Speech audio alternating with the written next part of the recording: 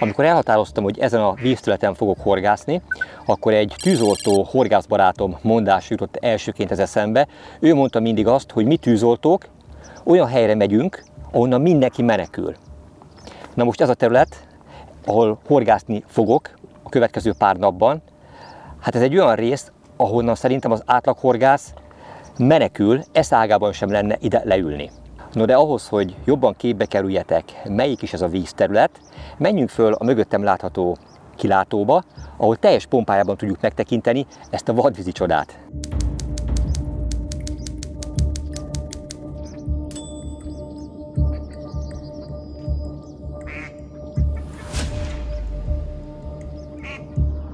Hát itt van ez az óriási vad terület.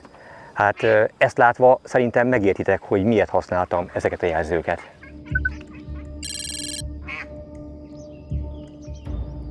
Szlovákiában vagyok, a Bősi vízierőmű feletti duzzasztott Duna szakaszon, amelyet körtviesi víztározónak neveznek. Ez vízborítottságtól függően minimum 25 négyzetkilométer alapterületű, tehát egy óriási elárasztott részről beszélünk, de valójában ez nem egy állóvíz, hát ez maga a Duna, a folyó Duna. Annyi különbséggel, hogy itt a Duna nem 3-500 méter széles, hanem 2,5-3 kilométer szélességűre duzzad. De a főmederben, ahol a hajózás történik, ott nyilván sokkal gyorsabban folyik a víz, és mélyebb is a vízterület, míg ezeken az oldalsó, laposabb, sekélyebb, uszadékfával borított területen pedig kicsit lassabban, de itt is folyik. Tehát tulajdonképpen itt egy óriási élettere jön létre a dunai halaknak. Hogyha valamihez hasonlítanom kellene, akkor pont ugyanaz, mint a Tisza-tó, ahol a kiskörei vízi erőmű, illetve annak gátja biztosítja a Tisza-tónak a létét és a folyamatos működését. Csak itt annyi a különbség, hogy ez a vízborítás állandó jellegű, tehát itt télen sem csökkentik drasztikusan le a vízszintjét ennek a tározónak, illetve itt jön létre Közép-Európa egyik legnagyobb madárrezervátuma, madártelelőhelye, ahol több százezer vízimadár talál magának menedéket a téli időszakban, éppen ezért megkapta a Natura 2000 védettséget is a terület.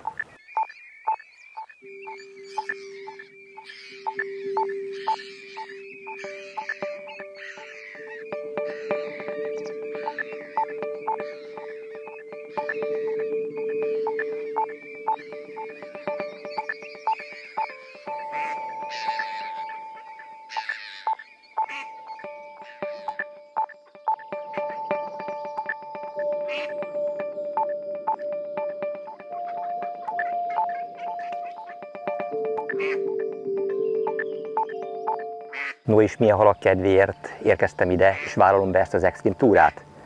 Érintetlen vad dunai pontyokat szeretnék itt fogni, de nem egyedül, hanem Csapi Károly kollégámmal közösen, aki már ott van azon a pontonon, amely a táborhelyünk lesz a következő pár napban.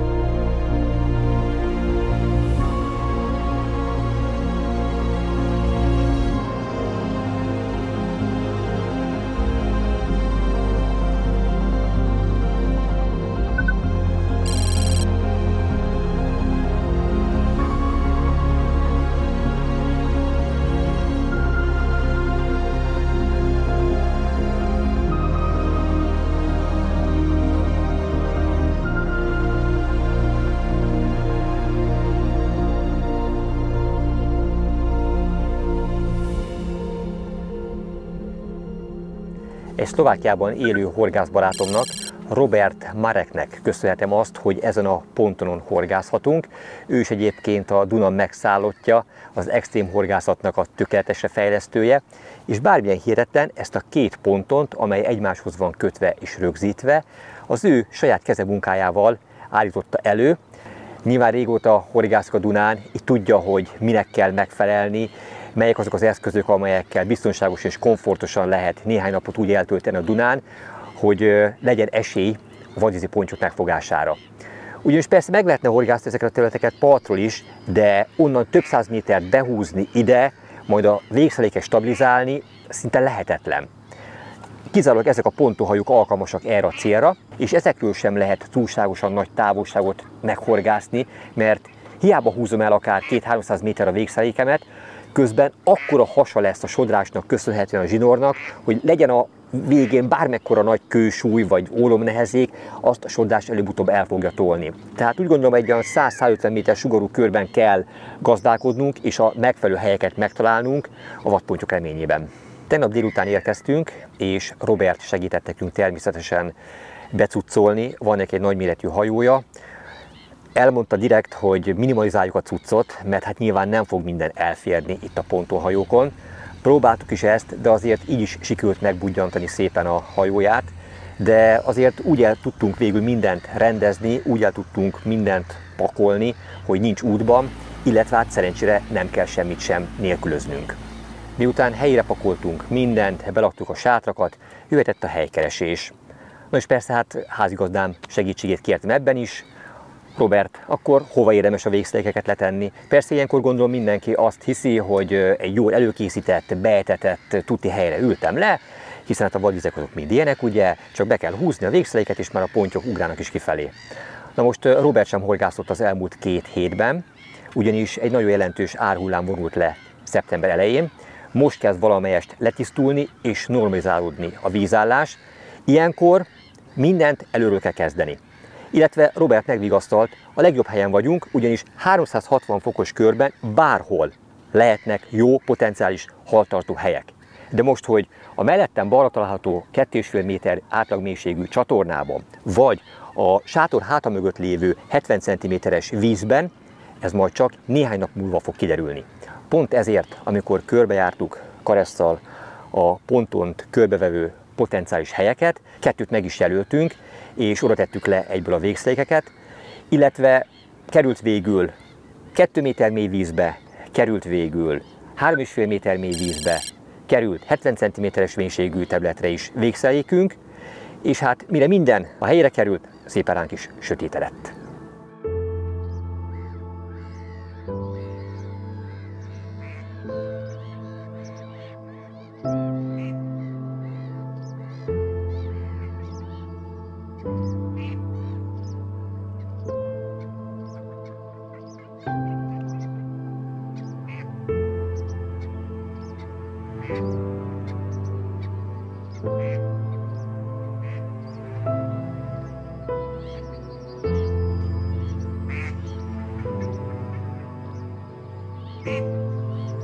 Nagyon bíztam benne, hogy akár már az éjszaka folyamán az első ponty meglátogat minket, de azon kívül, hogy a hínál beleúszott és eltolta a végszelékeimet, és ez okozott állkapást, azon kívül más nem történt. No, de hát van még pár napunk, mindent megteszünk annak érdekében, hogy szép pontyokat tudjunk fogni, és nektek végül megmutatni.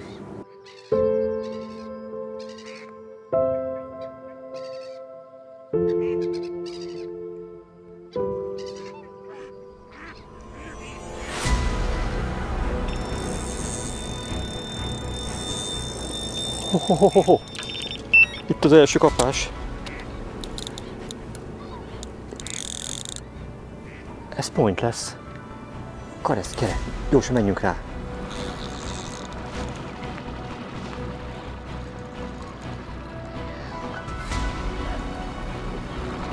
Remélem megvan még. Ha megvan.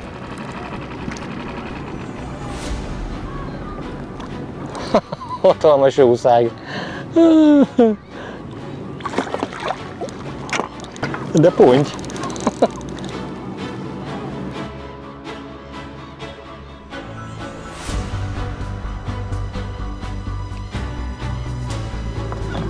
Ez az.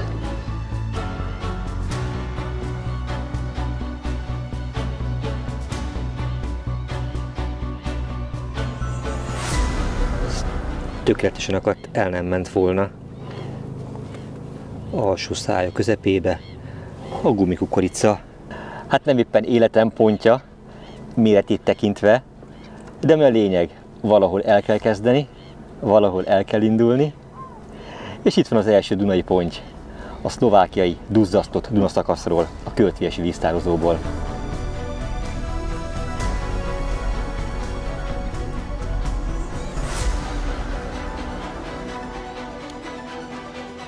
Bármilyen furcsa, ez a ponty a legsekélyebb zónából, a maximum 70 cm mély vízből jött, amellől a mohos fatörzs mellől. Ugyanide visszük vissza a végszeléket, bízva abban, hogy vannak még ott társai, esetleg ettől lényegesen nagyobb példányok is.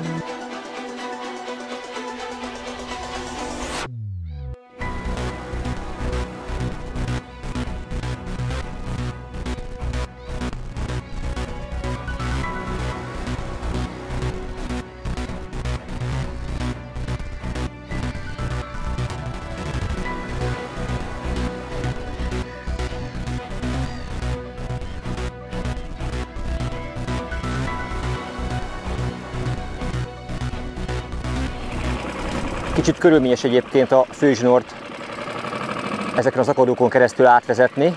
Hát félúton keresztül ez egy bedőlt fatörzs, de fölötte sikerült úgy elvezetni, hogy nem akadályozza a kapás érzékelését. Az előbb is legalább ez így működött. Jó, hát ez egy vadvízi terep, tehát nyilván nem a halak fognak igazodni hozzánk, hanem nekünk kell igazodniuk ő hozzájuk. Mint látható volt, kizárólag csak bojlival etetek, semmilyen más szemes takarmányt nem szórok. Egyértelmű célom nagyobb testű pontyok kiselektálása, viszont a csalikat kombinálom. Elég szoros féket kell használni, mert a soddás belekapaszkodva állkapást tudna egyébként csinálni, vagy az egyéb buszadékok, amikor megállnak a főzsinoron mellett, de a kapás az egyértelmű. Szerintem vadvízen ez mindig is így volt, tehát itt ezek a pontyok szinte biztos, amelyek horogra fognak akadni, vagy amely most is horgomra akadt, még soha nem látott horgászt, még soha nem volt horgom, ezért a megakasztása után azonnal menekül, erőből húzza a féket, nincs szükség swingerre, nincs szükség semmire, itt a kapás, ha lesz, akkor az egyértelmű húzós kapás lesz. 3,6 méter hosszúságú, 3 libra tesztgörbéjű botokat hoztam magammal erre a túrára. Azért választottam ezt a hozt és ezt az erősséget, mert mint látható, a botokat egészen magasra, szinte az égbe kell tartani.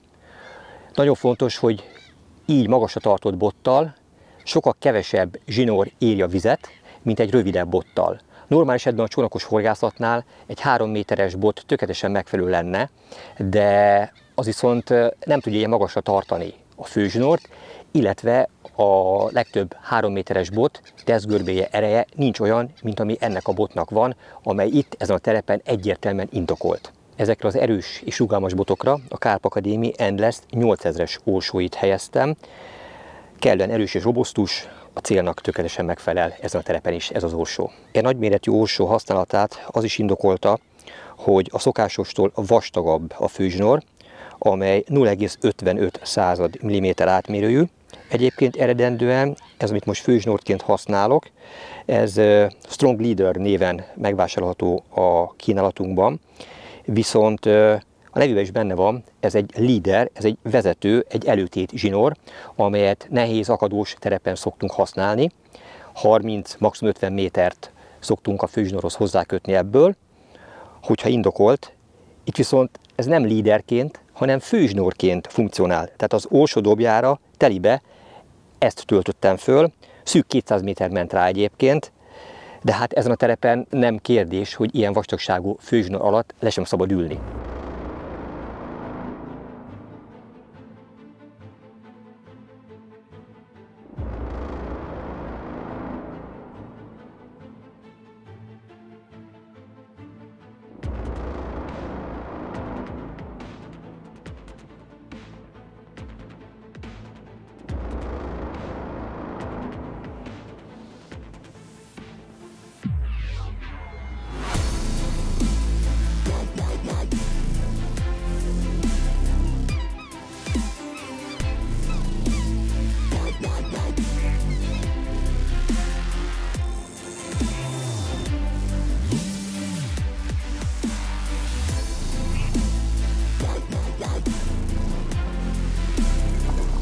belement a hínárosba.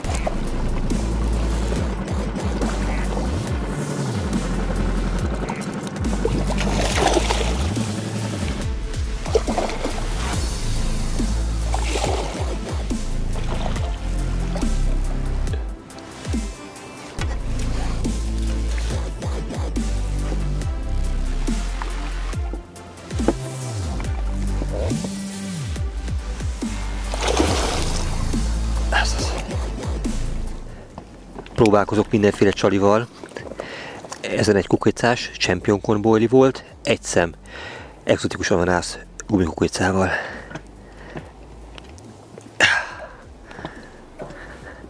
Gyönyörűen rakadt, és ezt vette föl. Kicsit meg is oldódott már a boilie. Akkor a reggel első hala, a nap felkelte után nem sokkal érkezett. Jól indul a reggel. Még egy érdekes dolgot hadd mutassak. Nem szoktam nyomkodni a pontyotnak a pucakját, de miközben tartottam a videózáshoz, hát ide tojt a kezembe, és jól látszik, hogy a pontymatacon is van belőle. Ez az a kukicás boilie, amivel a környéket megszórtam, és amivel őt is megfogtam.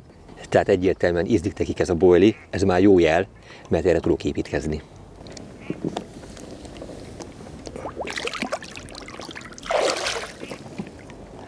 Este egy szem 20 mm-es Champion Corn Boilie-t fűztem fel a hajszálőkére a gumikukicával együtt.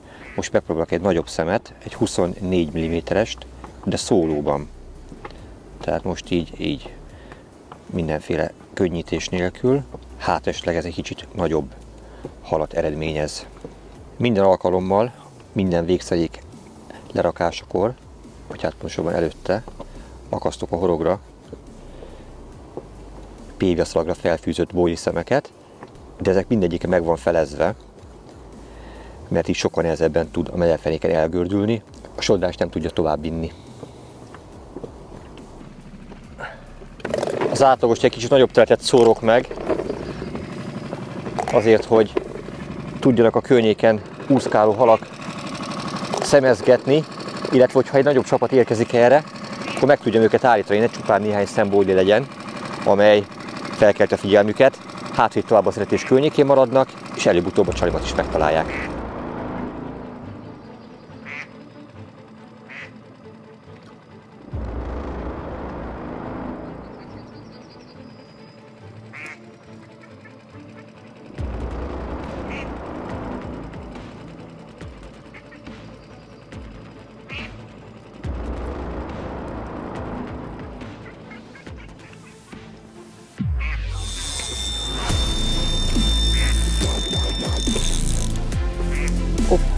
Megérkezett az újabb hal. Épp hogy visszatértünk, és visszakerült a helyére a bot. A sekélyben elrakott gumikukicás végszerék is gazdát talált. Menjünk rá.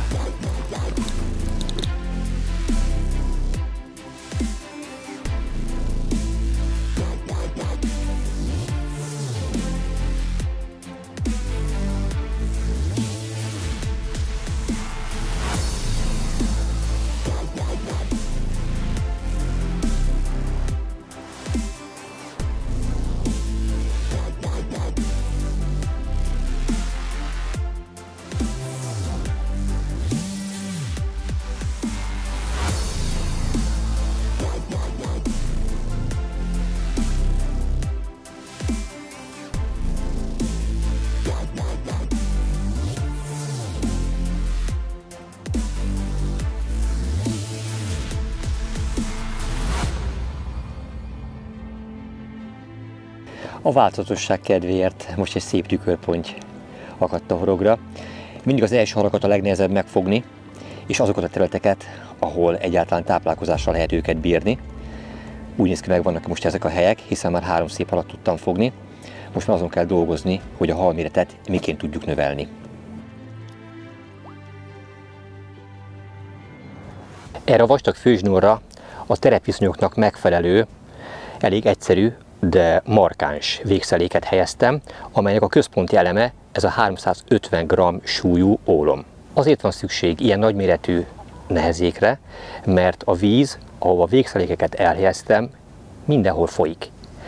Tehát csak ezzel a nagy súllyal lehet stabilizálni és garantáltan a helyén tartani a végszeléket. Illetve arról sem szabad megfeledkezni, hogy ez a majdnem 60-as főzsinórba azért könnyebben belekap a sodrás ereje, könnyebben el tudja tolni, tehát még nagyobb nehezék kell annak érdekében, hogy a végszelékünk végül mozdulatlan tudjon maradni. Nyilván, hogyha keszegre horgásznék, ez nem lenne ilyen bosszantó, de én pontyokat szeretnék fogni. A pontyhorgászat egyik sikerének a titka, hogy a végszelék, ahogy lehelyeztük, az úgy is maradjon.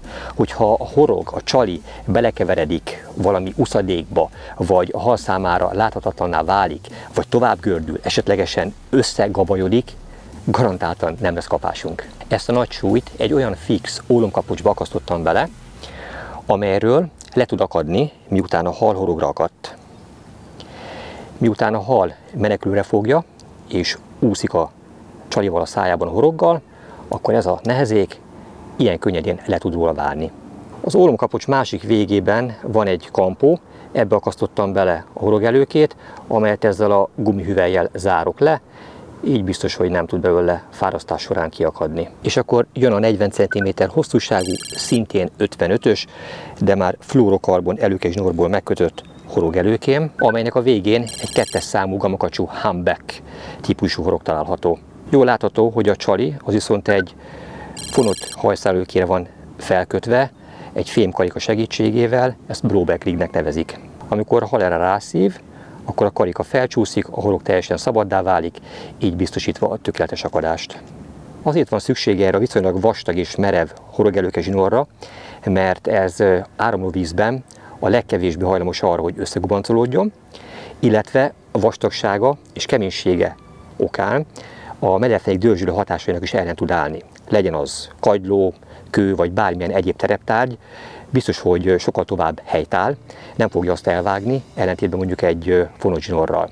Illetve, ami még nagyon fontos, megakasztott a hal, hogyha bemenekül esetleg fák, akadók, gajak közé, akkor ott sem vág bele a fába, ellentétben egy vékony, de finom fonott zsinórral, amely belvágva a fába garantáltan halvesztést eredményezne.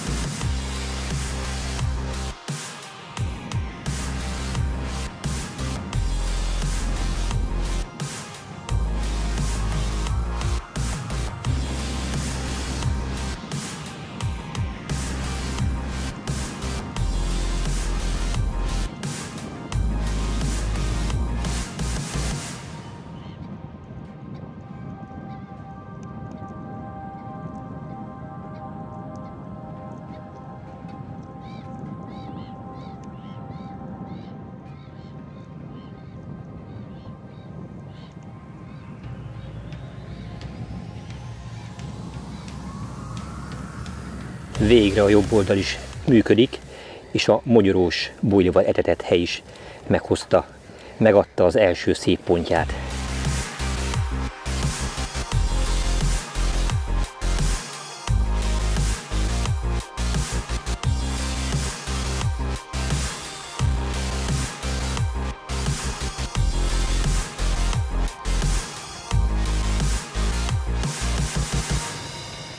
Gyakorlott táborozónak számítunk már, hiszen jó néhány napot eltöltünk egy évben a vízparton, de amikor ez a csónakos horgászattal van kombinálva, azért az feladja a leckét. Ugyanis a felhasználható, illetve bevihető cucc mennyisége az erőteljesen limitálva van, de úgy gondolom, hogy sikerült kialakítanunk magunk körül ezt a két pontot, hogy kellően komfortos, és végül semmiben sem szenvedünk hiányt. Meg is mutatom nektek, hogy alakítottuk ki a táborrendet, mi van például a mögöttem található sátorban.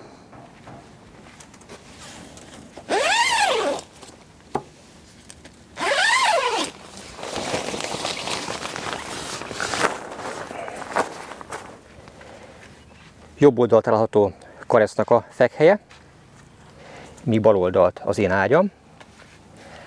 Pont van annyi hely, hogy ezek a nagyméretű ágyak kényelmesen elférnek, van közlekedőtér, elfér a ruhánk, kedvenc kis éjjeli szekrényem is itt van, amelyre legszükségesebb kellékeket ki tudjuk pakolni. Úgyhogy tényleg azt gondolom, hogy itt a víz hátán kellően kényelmes minden. De a kilátás, hát az arra nehéz szavakat találni. Előttem víz, mellettem víz, mögöttem víz, fantasztikus. A másik sátor az a technikai sátor, amely Takács Péter operatőr kollégánk sátra, és egyben hálófülkéje is, illetve itt találhatók azok a tartalék eszközeink, amelyek szükség szerint rendelkezésre állnak. Ivóvizet és élelmiszert is itt tároljuk. Tehát azért látszik, hogyha az ember erre felkészül, és végig gondolja, hogy tényleg mi az, amire szüksége lehet, akkor lehet a cuccot minimalizálni. Persze így is van velünk egy csomó felesleges dolog, de az eddigi teherautónyi cucchoz képest lényegesen kevesebbel megúsztuk. Talán a legnagyobb kihívást a semmi közepén, de szó szerint értendő, a folyamatos áramellátás biztosítás jelenti számunkra, hiszen nem csak két átlag mobiltelefonnal rendelkező csapat vagyunk, akiknek elegendő egy nagyobb méretű vagy közepes powerbank, amely egy hétig táplálja a telefonokat, hanem olyan csapat vagyunk, akiknek extra áramigényre van szüksége, hiszen folyamatosan forgatunk, ezért kell töltenünk a kamerát, van mellettünk drón, van laptop, és egy csomó olyan elektromos áramot felhasználó eszközünk, amelyet mindig töltenünk kell annak érdekében, hogy egyáltalán használni tudjuk, illetve ezt a filmet jelen esetben el tudjuk készíteni. Hello, itt vagyok. Légy szíves, Karesz, hajtsd föl. Köszönöm szépen. Szóval van egy olyan eszközünk, amellyel ezt a távoli körülmények közepette mindig biztosítani tudjuk, a neve EcoFlow elektromos generátor. Ez a kis kocka az, ami nekünk a folyamatos áramellátást biztosítja. És minden típusú eszközt tudunk rajta tölteni. Vannak olyan eszközök, amelyek csak 220-ról, 220-as dugajzatról tölthetők, semmi gond. Vannak, amelyek USB vagy Type-C töltőről tölthetők. Mindenre van megoldás. Persze ennek sem korlátlan a kapacitása, ez is lemerül, de ezt is megoldottuk, ugyanis ehhez csatlakoztatható egy nagyméretű szolárpanel, amely a sátor hátsó felén van, ahol telibe ér a nap egész nap, és a nap intenzitásától függően 1-2-3 óra alatt csurig tölti újfent. Jelen pillanatban a nap termel nekünk 93 wattot, mi pedig ebből 14 wattot használunk. És ilyen napintenzitás mellett 26 perc alatt tölti vissza a hiányzó mennyiséget. Biztosra veszem, hogy maradt még csomó kérdés bennetek az egyéb általunk használt táborozási kellékekkel kapcsolatban. Például milyen ágyat, hálózsákot, párnát, stb. Használunk. Ezzel önmagában egy filmet meg lehetne tölteni, de ez a film most nem erről szól. Viszont szívesen válaszolok a feltett kérdésekre. E film alatt írjátok le kommentbe, ha érdekel további táborozási kellék, amelyet már kipróbáltunk, és nekünk garantáltan bevált. Illetve egy utolsó gondolat erejéig visszatérve erre az EcoFlow elektromos generátorra, azt gondolom, hogy nem csak nekünk, hanem bárkinek jó lehet, aki hosszabb időt tölt a természetbe, és eddig problémát okozott az áramellátás. Hogyha ilyet megvásárol, nem azt mondom egy életre, de hosszú időre megoldódott ez a problémája.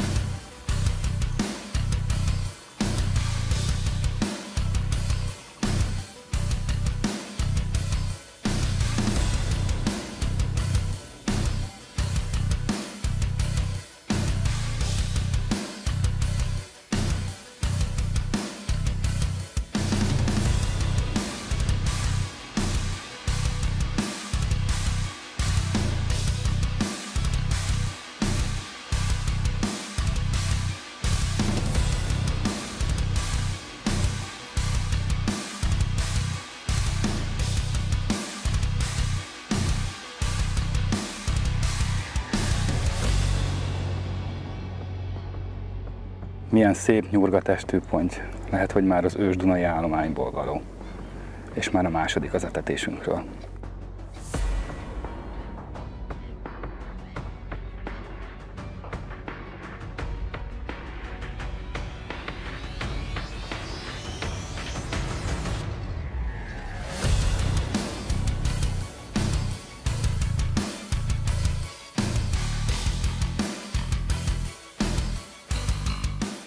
A sok vadvízi horgászat során szépen lassan körvonalazódik és összeáll, hogy melyek azok a csalogatanyagok, amelyek a teljesen szűz, érintetlen halakra is hatással vannak, ugyanis nagyon jó a kameraszög vagy a képszög, tehát nézzetek el mögém. Ez egy korlátlan élettér van itt, ahol tulajdonképpen a hal kedvére válogathat a finomabbnál finomabb természetes táplálékok közül. Tehát legyünk őszinték, a halak, az itt élő pontyok egyáltalán nincsenek rászorulva az általunk pluszba bejutatott csalogatanyagokra. Legyen az bármilyen finom, nincs szükségük rájuk, mert itt korlátlan mennyiségben tudnak bármilyen természetes táplálékot találni. Tehát sokkal nagyobb kihívás egyébként ilyen közegben olyan csalit találni, amelyel végül folyamatosan lehet fogni, mint mondjuk nyilván egy kis tavon, ahol táplálékszegény környezetben tulajdonképpen bármit megesznek. 2 olyan különböző bojlit hoztam magammal, amelyekről biztosan tudom, hogy természetes vízen, ilyen vadvízi környezetben is jól működnek. Az első a spanyol mogyoró fantázia névre keresztelt szénhidrátos boiling, amely elsőként a Tiszatavon tavasszal megrendezett nemzetközi pontyfogó kupán debütált. Ennek a különleges, állati fehérjét egyáltalán nem tartalmazó boilingnak köszönhettük az összes szép pontyunkat. Volt ezek között egy majdnem 20 kilós, egészen pontosan 19,5 kg-os matuzsálem is, amely nem tudott ennek a csalogatanyagnak ellenállni. De ami a lényeg, nem csak a Tiszatavon működött az év további részében eredményesen, hanem bárhol máshol, nagy tavakon, kisebb tavakon, Dunán, ahol próbáltuk, szintén szép halakat adott. Így nagy bizodalommal hoztam magammal erre a túrára is. A mellette lévő vödörben egy élénksárga színű, Champion Corn fantázia névre keresztelt boilie található, amely összetevőit tekintve nagyon hasonló az egyik legsikeresebb etetőanyagunk, a névazonos Champion Cornnal. Ez a rendkívül kellemes, édes, intenzív ízű és illatú boili, amely szintén nem tartalmaz állati eredetű fehérjét, tartalmaz még csemege kukorica kivonatot is. Azért hoztam ide magammal erre a túrára is, mert a Duna magyarországi szakaszán is nagyon sok kapitális pontyot köszönhettem ennek a boilinak. Persze joggal merülhet fel a kérdés, hogy mind a kettő ennyire fogós, akkor miért nem csak az egyiket hoztam?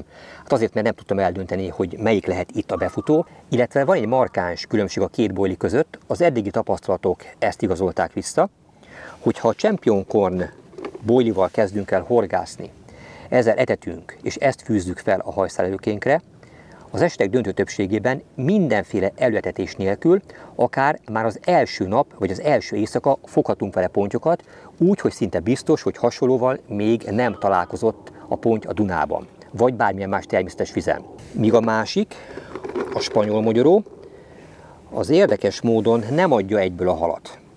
Ennek kell egy 2-3 nap, mire rááll, de viszont amikor a rááll, az olyan lesz, mint a méz a darazsaknak, amelyre mindig visszajárnak. Olyan íze, egyébként csípős, és ugyanakkor kellemesen édes és pikáns az íze. Szóval olyan az íze, amelyet szerintem, hogyha megízlelnek a pontyok, nem tudnak neki ellenállni, és folyamatosan vissza és visszatérnek. Na most az eddigi horgászat pont ugyanezt igazolta. Ezen az etetésen, amelyet most éppen frissíteni akarunk, amelyet a spanyol mogyoróval akarok megszórni, az első 2 napban egyetlen egy kapás sem volt. Az első halakat a Champion Cornos etetésen tudtam megfogni, míg a 3. napra lám beérett a spanyol mogyorós etetés is, tehát ha gyors horgászatról van szó, akkor nem kérdés, hogy a Champion Corn, ha pedig több napot tudunk a vízparton eltölteni, akkor pedig a spanyol mogyoró.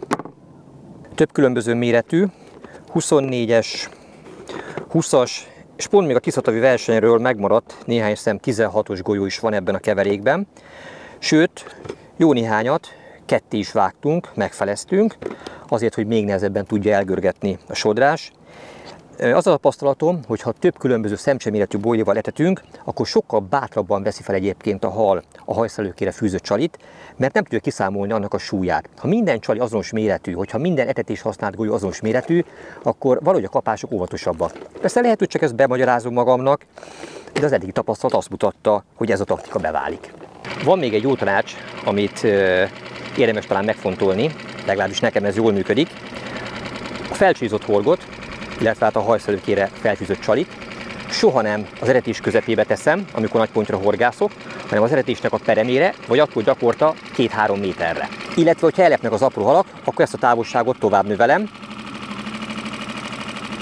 akár jó néhány méterrel.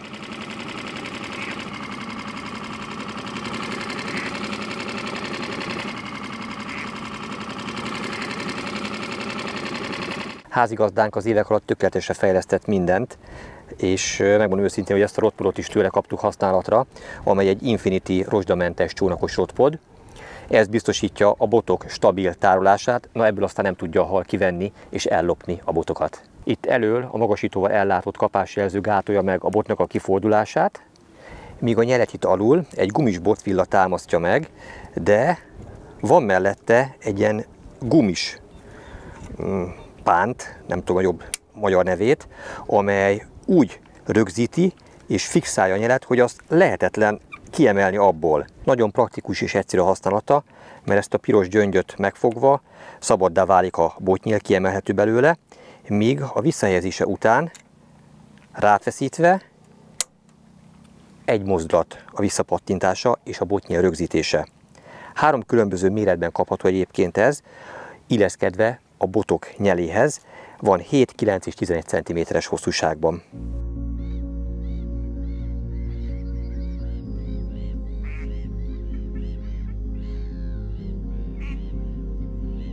A folyóvíz persze mindig visz valamit. Most éppen ez a baromi nagy fatörzs, ez egy komplett fa úszott bele a főzsinóromba. A megfeszülő zsinórt tudta valamelyest megállítani, de hát csak időkérdés, hogy mikor sulajta tovább a víz és viszel mindent. Most Karesz segít a zsinór kiakasztásában, illetve a nagy fa továbbításában, menjen amerre akar, csak ne akadályozzon minket.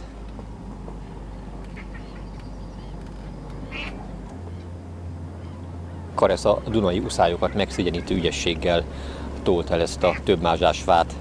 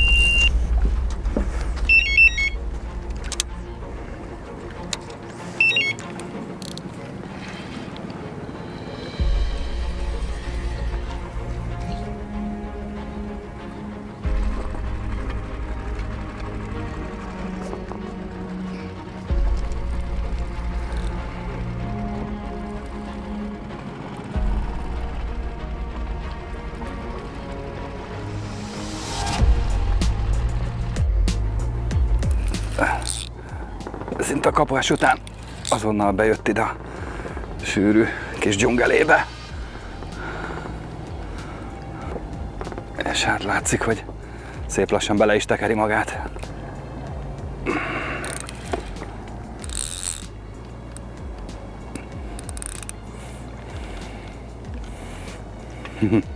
Látja az utakat benne.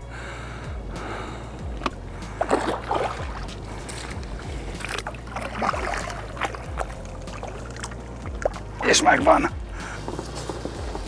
És jól látható szájában a spanyol tigris. boiling. Gyönyörű szép Dunai ponty.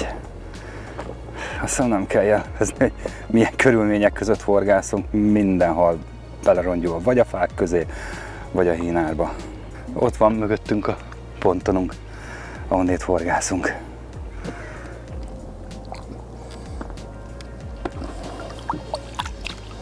És itt van a horog, amit éjszaka frissítettünk rajta a csalival. Próbáljuk egy picit elengedni a horogtól, ebben is szelektálva, hogy hát ha nagyobbakat tudunk fogni.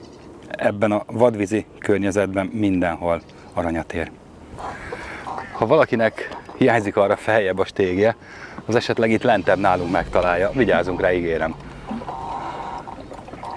Érdekesen alakul a horgászat.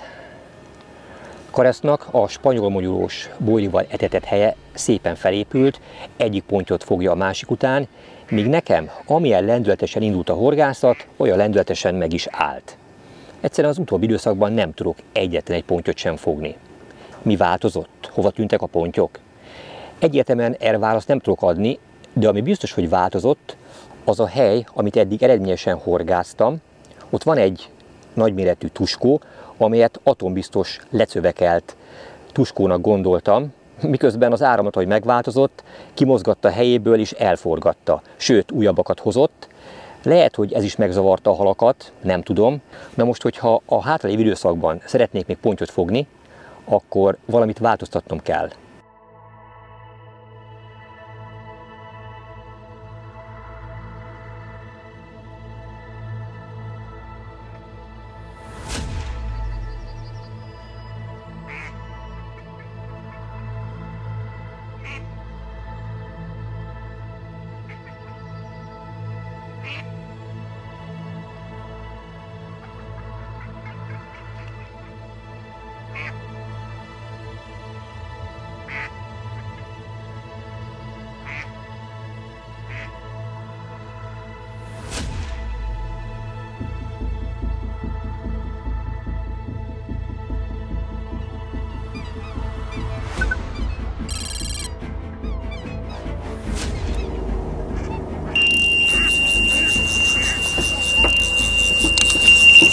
Na végre egy jó kapás!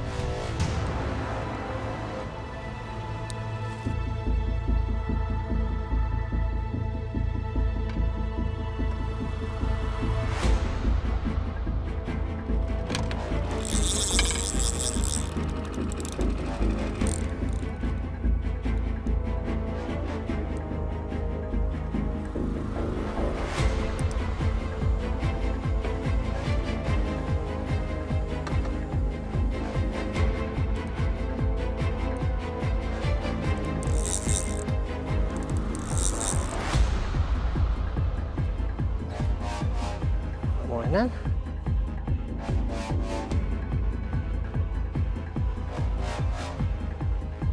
Majd most. Ez az.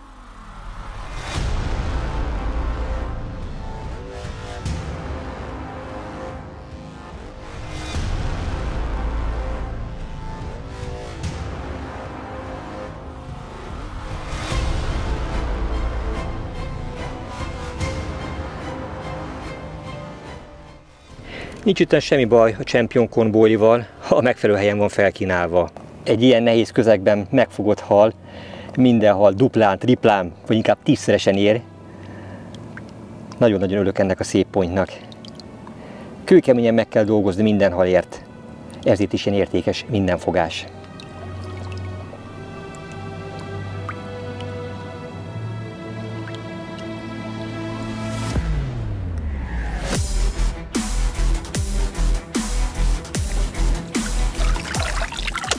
Köszönöm szépen az élményt, vigyázz magadra, és nőj még nagyobbra.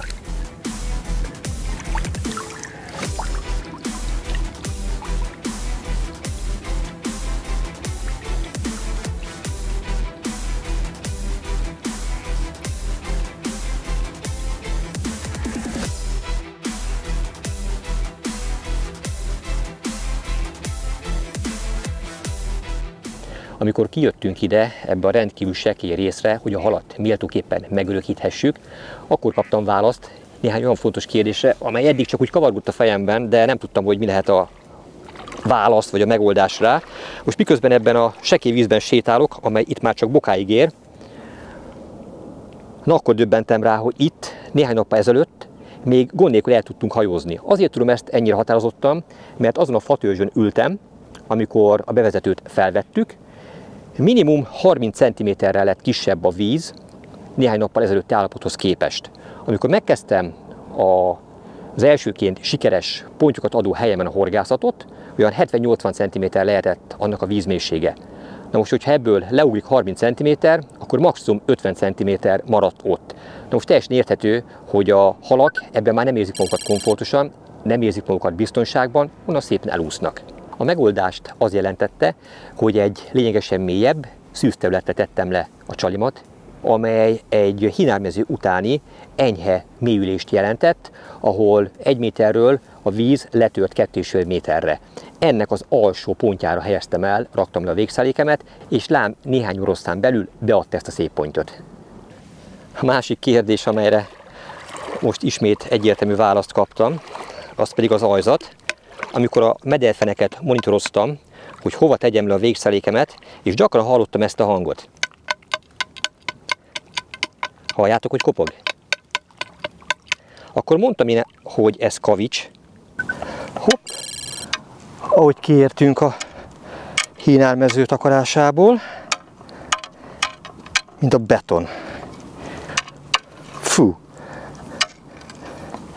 Olyan sóderpad lehet alattunk. Na most, ha én hal lennék, tuti biztos, hogy nem a betonkemény kavicson keresném a táplálékomat, ahol semmi nem marad meg, hanem olyan részen, ahol van egy kis iszapréteg is, vagy üledék, ami megtartja, sőt, akár fel is neveli a táplálékot, szúnyoglárvát, kandicsrákot, vízibolhát és lám. Ez bizony kavics, nem is kis méretű, és az ajzat ilyen helyen betonkemény.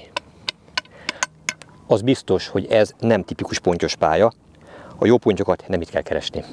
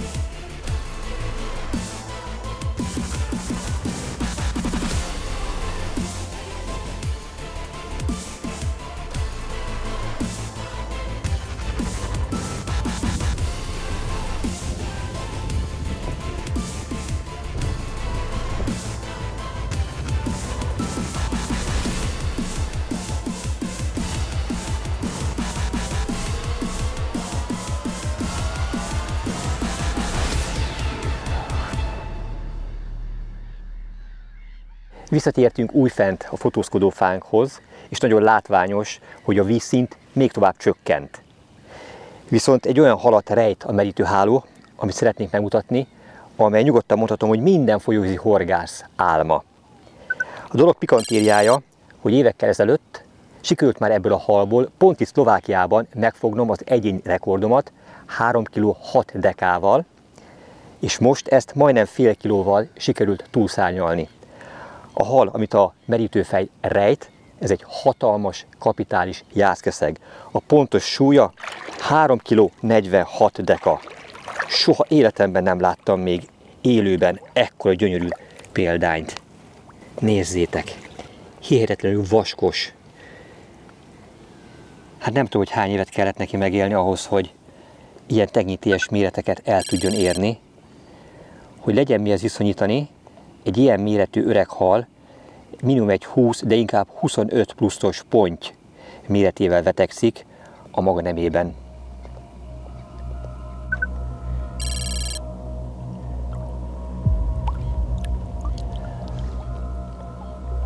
A Duna vadpontjai voltak az első számú célhalaim, de cseppet sem bántam, hogy ő jött. Nő nagyobbra, élj tovább, drága barátom!